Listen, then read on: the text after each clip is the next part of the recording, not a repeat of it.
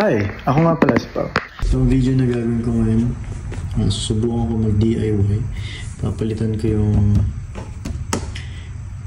fog light ng LED. Meron akong binili. Ito siya. So, pakita ko sa inyo kung anong kulay ng stock. So, ayan yung kulay. Ito. So, baba. Simulan na natin. So, ang kailangan nyo lang doon simpleng gamit lang.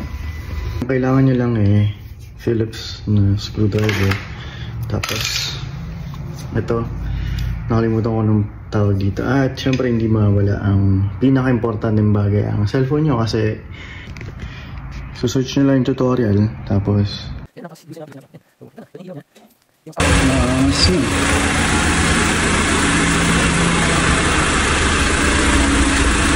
so, ganoon lang kadaling magpalit ng fog light. Kailangan nyo lang ng magandang tutorial sa YouTube.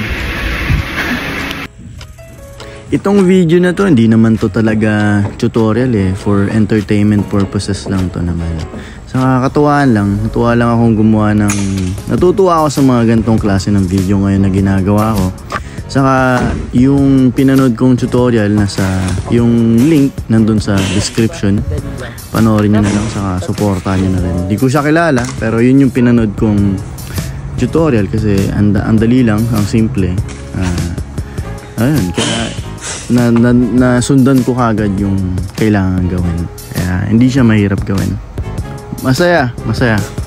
Pero ayun, thank you sa panonood at sana nagustuhan nyo.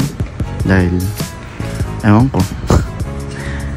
Ayun, kung may gusto nyong gawin ko, try natin. Sabihin nyo lang.